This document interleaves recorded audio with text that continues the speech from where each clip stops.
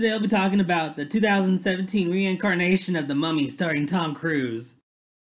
So I'll be honest with you, I'm not really sure what I was expecting when I went into this movie. This was the first movie in this series where I genuinely was concerned that I wouldn't like this movie. The other ones, at least, are just, I knew I was going to like them because I tend to like things more than your standard movie critic does. But I don't always just go to the beck and call of your general audience either. I do ask for at least a little bit of something from my movies. But this movie managed to have me more confused, if you couldn't tell, by the end of it. And I mean that in many ways. First off, the ending was just confusing. Parts of the plot elements were confusing. This whole setup was confusing. And yet, it wasn't really that very complex of a story. You mean you have Tom Cruise, yeah. You have his sidekick friend. He's okay. Not the best, but not the worst actor I've ever seen, so you gotta give him that. This blonde archaeologist, of course, who is just kind of there. She plays some part in this story, but she's very blasé. I don't remember her name, and I don't really remember a whole lot about her except she was a pretty blonde, and someone for Tom Cruise to bounce off of in terms of having some romantic chemistry or lack thereof. And you have Russell Crowe in this movie. Now, I have to admit, I didn't know Russell Crowe was in this movie. I probably just wasn't paying enough attention. And who he ends up being is just weird. We'll talk about that. And those are really the main characters. I mean, you have this big-time mummy character, and she's bad, and you know that, and she just kind of looks and plays bad and hisses and whatnot. Moving past that, though, what's this movie really about? Well, you have Tom Cruise and his sidekick, who I swear he's in like that New Girl show, and if he's not in that New Girl show, he looks like the really just frustrating guy that's on New Girl.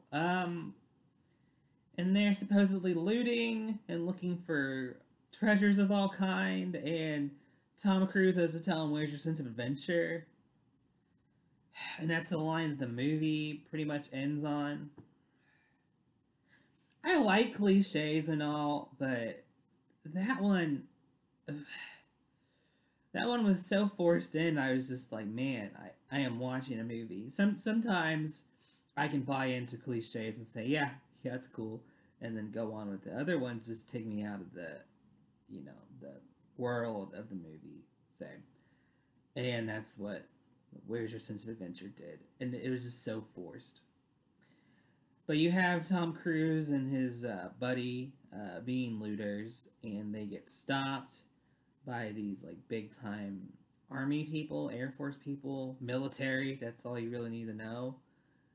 You have the blonde that comes up. She's an archaeologist, and she is looking for the same thing, essentially. Is looking for this big find.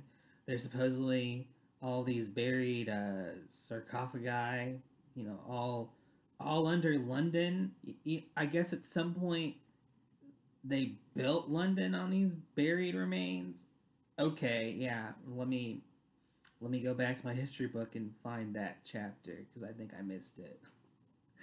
And you actually have the main sarcophagus that you're looking for. It was actually found in Mesopotamia, which plays into the story of this movie. The movie's pretty muddled, to be honest with you. Tom Cruise is okay. You can tell he's not trying too hard. I think the thing he tries too hard the most on is making like his abs show, which I'm sure some people were pleased by that, but after some time you're just like, okay, cool, That's fun.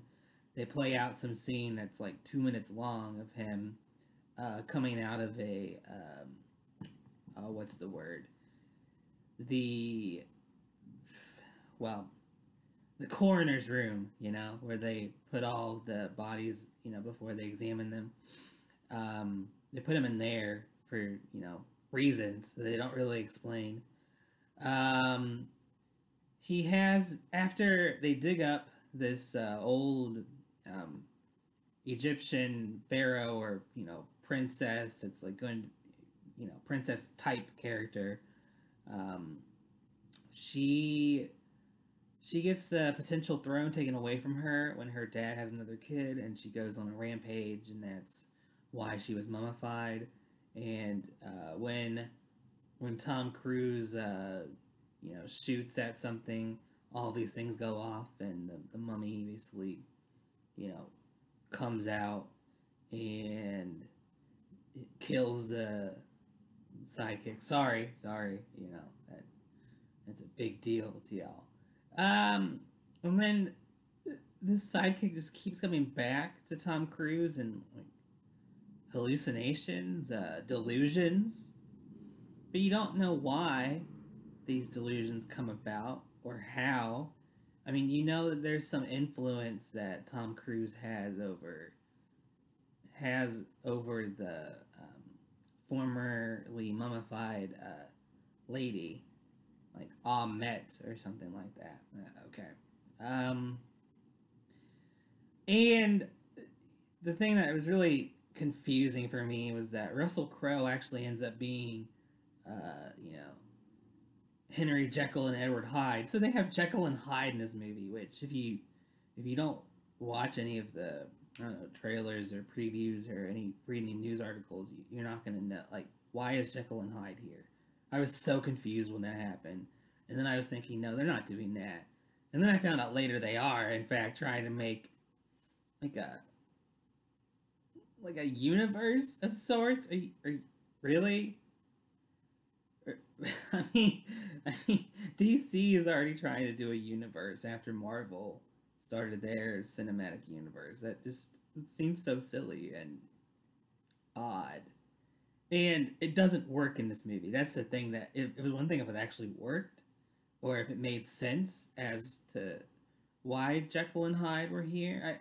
I guess there's some big league of monsters that come about, and the only funny thing about it was that uh, Jekyll was the one that had his handprint come in, but when they were trying to get out, he couldn't get out because his handprint was now Hyde's. Okay, I have to admit that was pretty clever. That's about it.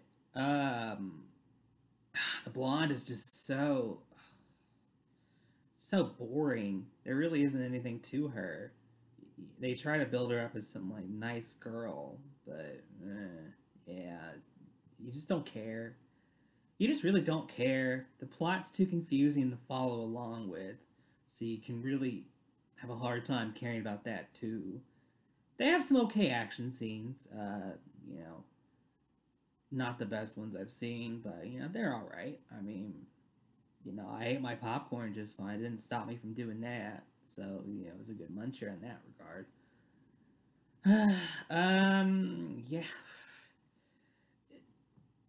there were a lot of things I did like. I really wish they had done more scenes of Tom Cruise being like entranced by the former Pharaoh to be Ahmet, like when her actual like former form. That would have been cool. They don't really do a lot of that. Um, they have some gory parts. I mean, I guess it's trying to play to its horror movie genre. This just feels like such a mishmash and not even like a 50-50 like action and horror movie. This is kind of like 20% horror, 20% action, and 60% bleh. uh, so if you can tell, I'm really not the biggest fan of this movie, and so there were certain things that I liked, but it's definitely just not even enough for me, and so I probably would give it a C plus. Yeah, I really hope that if they're gonna keep this dark universe or whatever they decide to call it in the end, that they actually run with it and actually do something with it that's productive and isn't so confusing.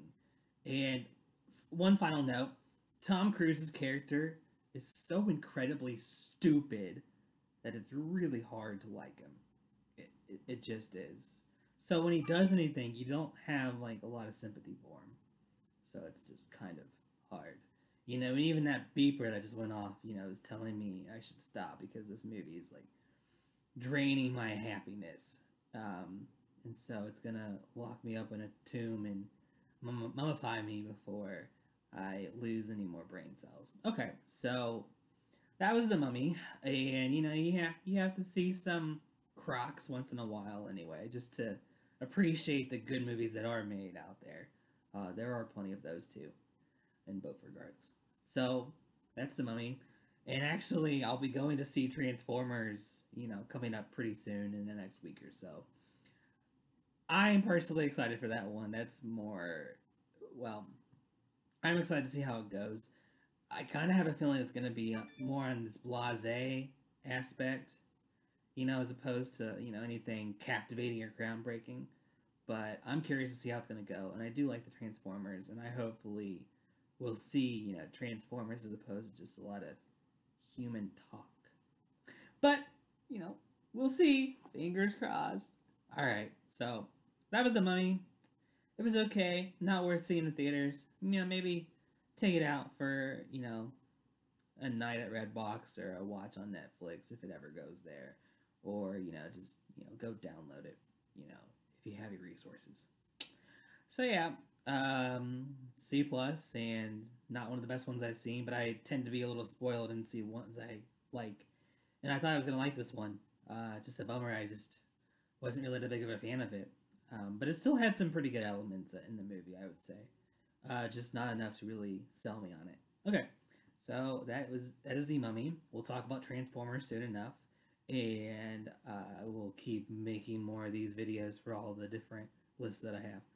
All right, so just keep things in mind in terms of if you want to see reviews of certain things, just let me know, and I'll see what I can do. All right, well, I'll talk to y'all later. Bye.